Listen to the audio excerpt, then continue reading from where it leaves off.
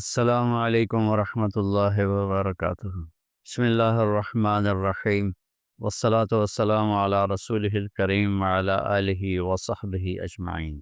اللہ تعالیٰ نے ہمیں یہ زندگی دی ہے ایک امتحان کے لیے، اور بہت مختصر امتحان ہے۔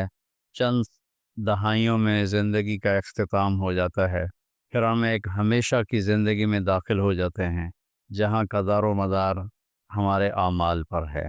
اگر اچھے اعمال ہیں تو بہت خوبصورت زندگی کی ابتدا ہوگی، پھر انتہا نہ ہوگی۔ اگر اللہ کو ناراض کر کے کوئی مر گیا تو بہت خوفناک انجام ہو۔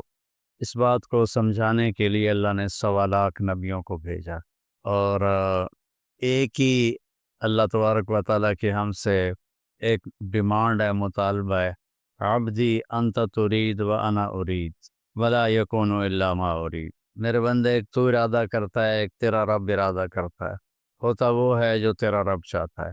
تو ایک ڈیل کر مجھ سے، فَإِن سَلَّمْتَ لِي فِي مَا أُرِيدُ كَفَيْتُكَ فِي مَا تُرِيدُ۔ تو میری مان لے دنیا میں، پھر میں ہمیشہ کے لیے تیری چاہت کو پورا کر دوں گا۔ وَإِن لَّمْ تُسَلِّمْ لِي فِي مَا أُرِيدُ أَتْعَبْتُكَ فِي مَا تُرِيدُ وَلَا يَكُونُ إِلَّا مَا أُرِيدُ۔ اور اگر تو نے وہ میرا چاہا پورا نہ کیا تو میں تجھے تیری چاہتوں میں تھکا دوں گا، اور ہوگا وہی جو تیرا رب چاہے۔ اس مختصر زندگی کو اللہ کی اطاعت میں گزار دیں، جو وہ چاہتا ہے وہ کر دیں، جس سے روکتا ہے اس کو چھوڑ دیں۔ ابراہیم علیہ السلام کی قربانی اسی سبق کو دہرایا گیا ہے، اور اس میں ہمیں یہی سبق دیا گیا ہے کہ اللہ جو مانگے وہ دے دیا جائے۔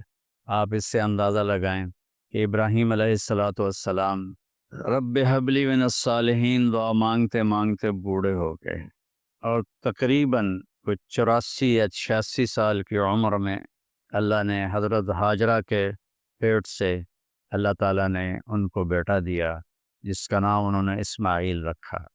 اور حضرت ابراہیم علیہ السلام کا مقام فلسطین ہے، وہاں آپ رہتے تھے۔ فلسطین اور مکہ تو اس وقت آباد ہی نہیں تھا، کالے پہاڑ تھے، نہ پانی، نہ سایہ، نہ درخت، نہ راستہ۔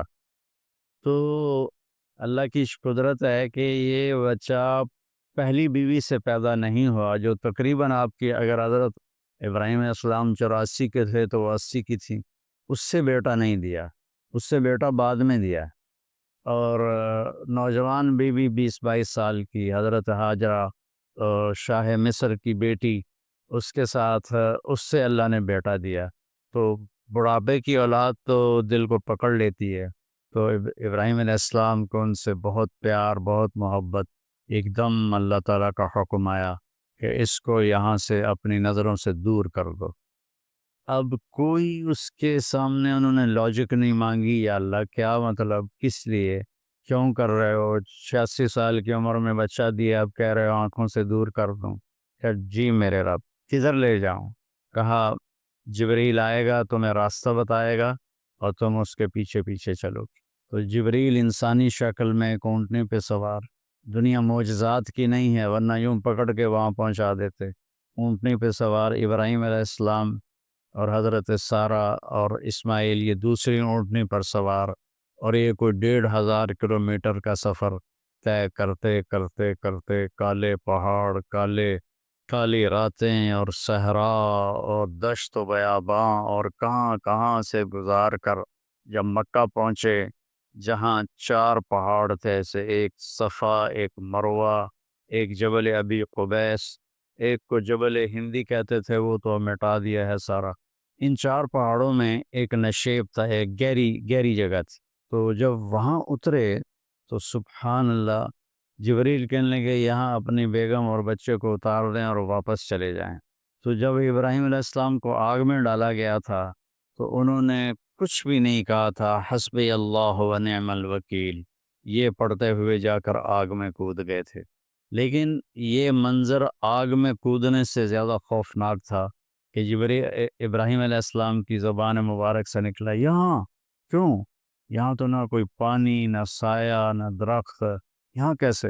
تو جبریل نے عرض کیا کہ آپ کے رب کی منشا ہے کہ یہ اس کو یہیں چھوڑ دیا جائے، اس بچے کی نسل سے آخری نبی پیدا ہوں گے، یہاں یہ اللہ کا گھر بنائیں۔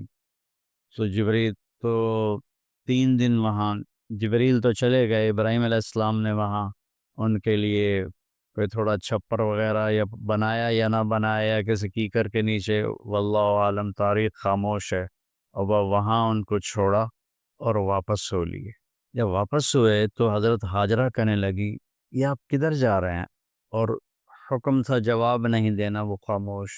تو حضرت ہاجرہ بچے کو گود میں لیے ہوا ساتھ ساتھ چل رہی ہیں، وہ اونٹنے کی رسی پکڑ کے پیدل وہ بھی چل رہے ہیں۔ 3 میل تک وہ ساتھ ساتھ چلتی رہیں اور یہی پوچھتی رہیں کہ آپ ہمیں کیوں چھوڑ کے جا رہے ہیں، کہاں چھوڑ کے جا رہے ہیں؟ تو آخر میں ان کو خیال آیا یہ اللہ کے نبی ہیں، تو کہنے لگے اللہ امرک، کیا اللہ نے آپ سے کہا ہے؟ تو ابراہیم علیہ السلام نے سر ہلایا کہ ہاں۔ اذن لن یضیعنا اللہ، ایک اور ہاجرہ نے جنم لیا جس کا ایمان فرشتوں سے بھی اوپر جا چکا تھا، اور انہوں نے تنک کے کہا جاؤ پھر اللہ ہمیں کبھی ضائع نہیں کرے گا، اور اپنے ایک دم ان کی ہمت جوان ہو گئی۔ اور وہاں ابراہیم علیہ السلام اونٹنی پہ سوار ہوئے اور چلتے چلتے پہاڑی پر چڑھے۔ حضرت ہاجرہ ان کو دیکھ رہے ہیں، پہاڑی سے نیچے اتر گئے، یہ بوجھل قدموں سے واپس ہوئیں۔ تو ابراہیم علیہ السلام وہاں جب بچے سے بیوی سے اوجھل ہو گئے تو اونٹنی سے اتر گئے اور پھر اللہ کے سامنے ہاتھ اٹھائے، ربنا انی اسکنت من ذریتی بواد غیر ذی زرع عند بیتک المحرم، یا اللہ میں نے تو اپنے بچے کو اور بیگم کو تیرے اس وادی میں جس میں نہ گھاس ہے، نہ تنکا ہے، نہ درخت ہے، نہ پانی ہے، نہ انسان ہے، غیر ذی زرع، میں نے وہاں چھوڑ دیا ہے، تو جان اور یہ تیرے بندے ہیں اور یہ جانے، اور واپس چلے گئے۔ تو میں سوچا کرتا ہوں ہمارے بچے چھوٹے چھوٹے تھے تو رات کو جب بجلی چلی جاتی تھی، وہ کسی کی آنکھ کھلتی تھی تو وہ چیخیں مارنا شروع کر دیتا اندھیرے سے ڈر۔ اور آپ تھوڑا سا تصور فرمائیں، مستورات بھی سن رہی ہیں، مرد بھی سن رہے ہیں، ایک ماں ہے، اور خاص طور پر ماں کے احساسات کو ماں ہی محسوس کر سکتی ہے کہ جب رات آئی ہوگی، کالی سیاہ رات اور کالے پہاڑ اور کالے پتھر، سنسان وادی اور تیز ہوائیں، تو اس تنہا ستارے بھی جھانک جھانک کے دیکھتے ہوں گے کہ یہ بی بی یہاں کیا کر رہی۔ پتھر پہاڑ بھی گمسم تو پہلے ہی ہوتے ہیں، لیکن ان کے بھی دل کلیجے ہل گئے ہوں گے کہ یہ کیا ہو رہا ہے یہاں۔ ایک عورت بیٹھی ہوئی ہے، 20-22 سال کی عمر ہے، مصر کی شہزادی ہے، اور بچے کو گود میں لیے بیٹھی ہے۔ تو اس طرح سے یہ ایک زندگی شروع ہوئی، اور 3 دن کے بعد پانی بھی ختم ہو گیا اور چھاتیوں کا دودھ بھی ختم ہو گیا، چونکہ کھانا ختم ہو گیا۔ تو پھر جو صفا مروہ کے ساتھ انہیں پتہ تھا کوئی نظر نہیں آئے گا، کچھ نہیں ہو، صفا پہ چڑھی، ادھر دیکھا ادھر دیکھا، اونچے کوٹھے تے چڑھ دیکھا، ادھر دیکھا کوئی نظر، پھر نیچے اتری، پھر جہاں بچہ نظروں سے غائب ہو گیا وہاں دوڑ لگائی، اور پھر مروہ پہ چڑھی۔ آج ہم سیدھا ایئر کنڈیشن وہاں انہوں نے ہال گیلری بنا دی ہے، لیکن ہم چلتے چلتے تھک جاتے ہیں، وہ پتھروں سے ٹکراتی ہوئی اور کانٹوں سے الجھتی ہوئی، کبھی صفا کبھی مروہ، کبھی صفا کبھی مروہ، 7 چکر لگائے۔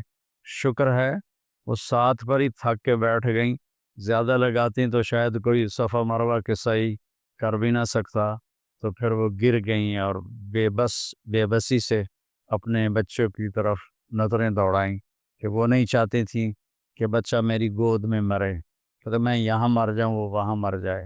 لیکن وہاں ایک نوجوان کو دیکھا تو پھر ممتا زندہ ہو گئی، انہوں نے اپنی پوری طاقت کو جمع کر کے دوڑ لگائی۔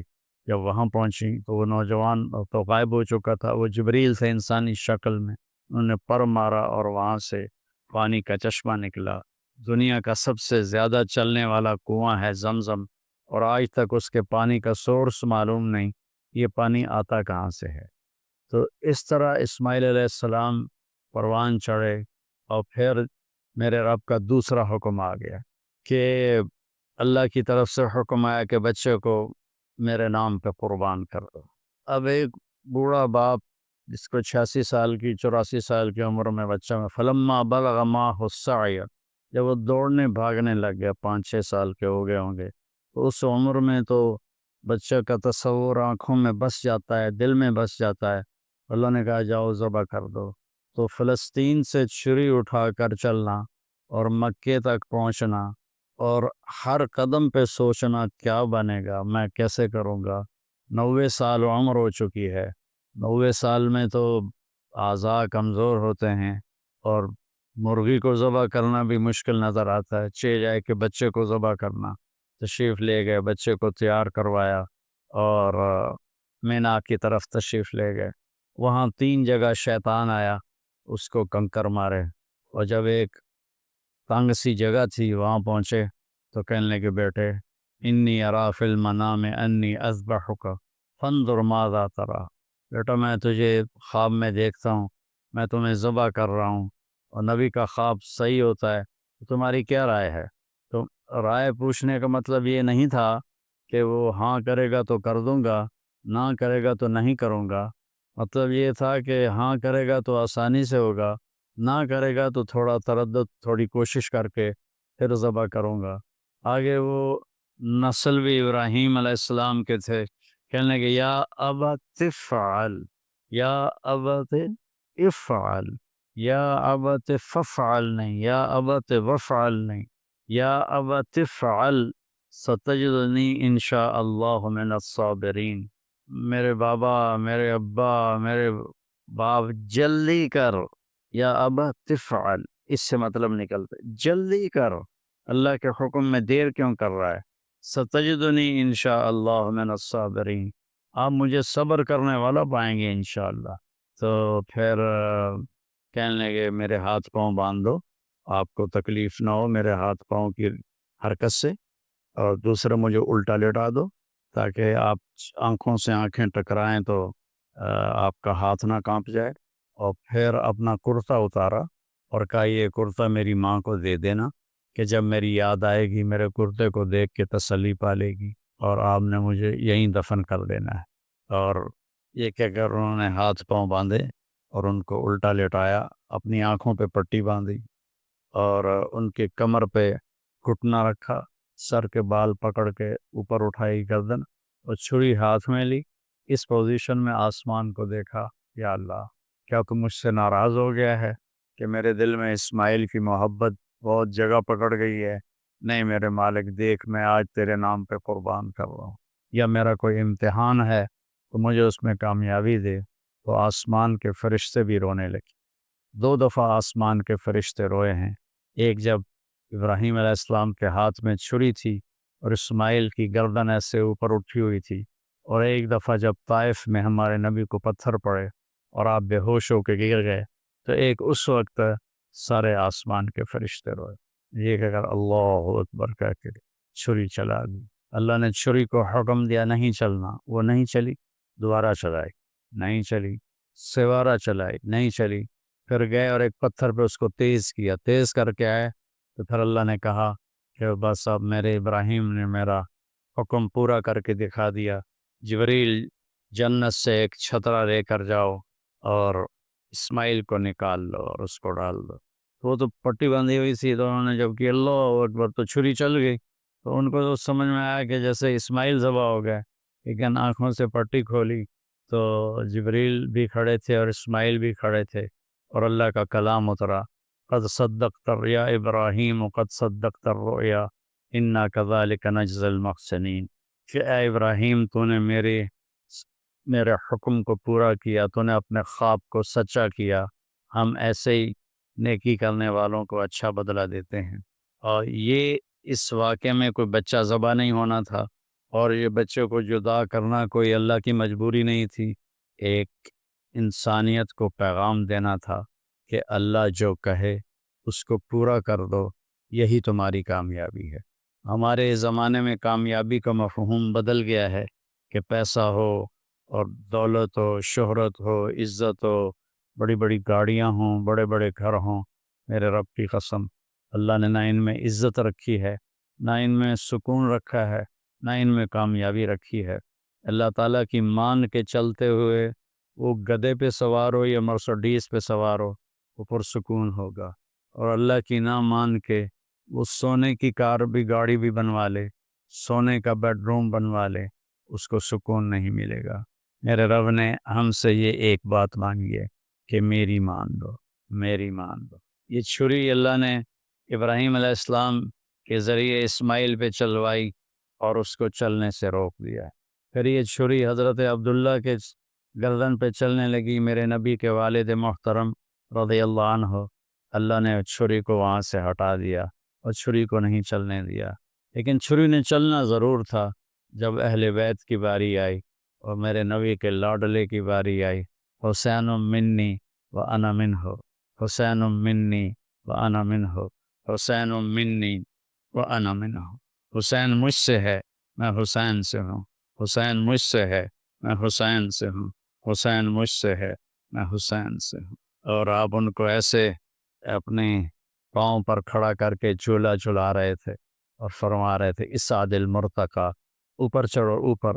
وہ ایسے ڈولتے ڈولتے اوپر آ رہے تھے، یہاں تک آئے، یہاں تک آئے، یہاں تک آئے۔ جب یہاں تک آئے میرے نبی ایسے ہو گئے اور ان کو یہاں سینے پر کھڑا کر لیا، دونوں ہاتھ فکس کر کے ان کو دیکھا اور یوں پیار کیا اور کہا اے اللہ، میں حسین سے محبت کرتا ہوں، پیار کرتا ہوں، تو بھی اس سے پیار فرما۔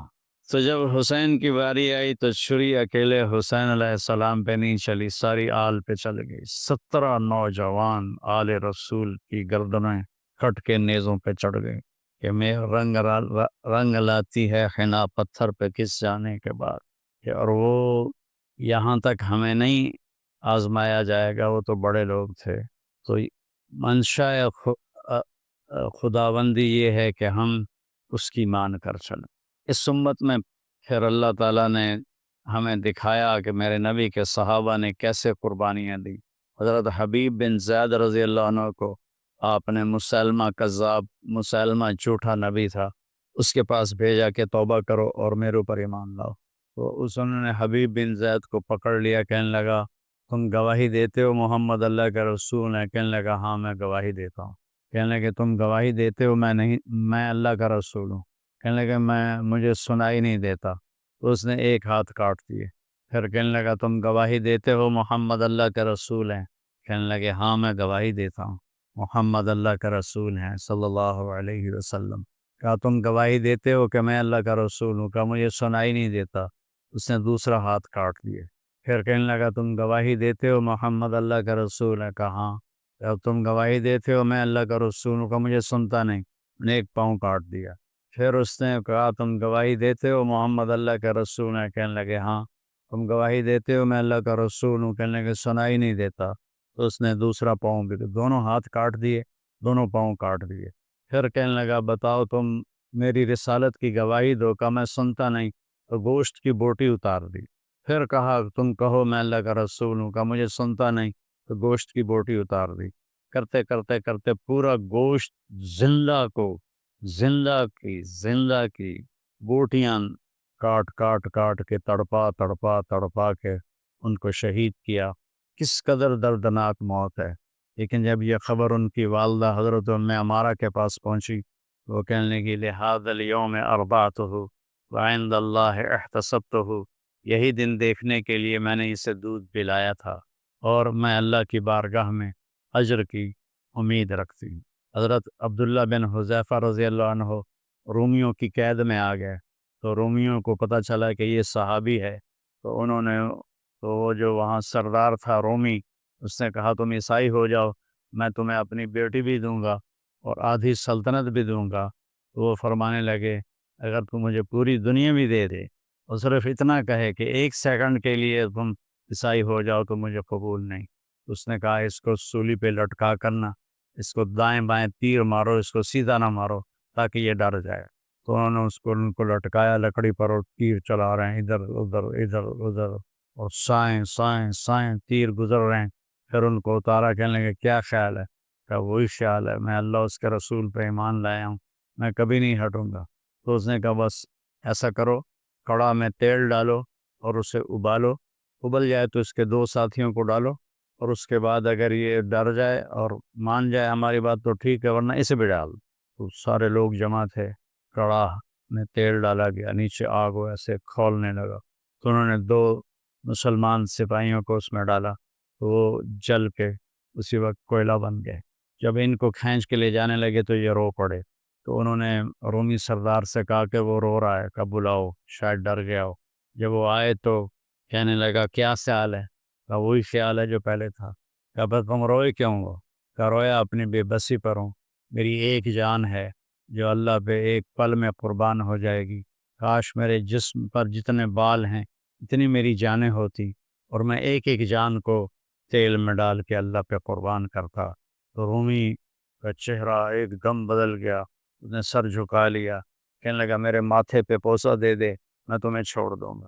کہنے لگا نہیں، میرے سارے ساتھیوں کو چھوڑ۔ تو اس نے کہا سب کو چھوڑ دوں گا۔ تو حضرت عبداللہ بن حذیفہ نے اس کے ماتھے پہ بوسہ دیا، انہیں 200 کے 200 آدمی سوائے 2 جو شہید ہو گئے سارے چھوڑ دیے۔ جب یہ مدینہ پہنچے تو حضرت عمر رضی اللہ تعالیٰ عنہ کو واقعہ سنایا، تو آپ نے سارے مدینے والوں کو جمع کیا، عبداللہ بن حذیفہ کو ممبر پہ بٹھایا اور کہا کہ میں اس کا بوسہ لے رہا ہوں سب سے پہلے، پھر تم سارے اس کے ماتھے کا بوسہ لو۔ تو حضرت عمر نے ان کے ماتھے کا بوسہ لیا اور باقی سب صحابہ نے پھر ان کا بوسہ لیا۔ اور یہ مزاج کے ایسے تھے کہ اتنے مزاحیہ تھے، اتنے مزاحیہ مزاج کے تھے کہ ان کو حمار کہتے تھے۔ اور ایک دفعہ کسی نے شکایت کی، یا رسول اللہ یہ عبداللہ بہت فضول باتیں کرتا ہے، سبحان اللہ، اور ایسے ہی بیکار باتیں کرتا رہتا ہے۔ تو آپ نے فرمایا دعوہ فإنہ یحب اللہ ورسولہ، اسے کچھ نہ کہو، یہ اللہ اس کے رسول سے پیار کرتا ہے۔ تو یہ اصل مقصد قربانی کا، ہم جانور قربانی کا کرتے ہیں کہ ہم اپنے حرام جذبات پہ چھری چلاتے، یا اللہ تیری مانیں گے، تیرے نبی کی مانیں گے، اور اس کے خلاف جو چیز آئے گی یا اللہ ہم اس سے بچ کے چلیں گے۔ یہ اس قربانی کا فلسفہ ہے۔ اللہ مجھے، میرے سارے بہن بھائی اور پوری امت مسلمہ کو، میرے پاکستانی عوام کو اللہ اس کی سمجھ نصیب فرمائے، مجھے بھی سمجھ نصیب فرمائے کہ جب ہم دنیا سے جائیں تو اللہ ہم سے راضی ہو، ایسے نہ جائیں کہ اللہ ہم سے ناراض ہو۔ السلام علیکم ورحمۃ اللہ۔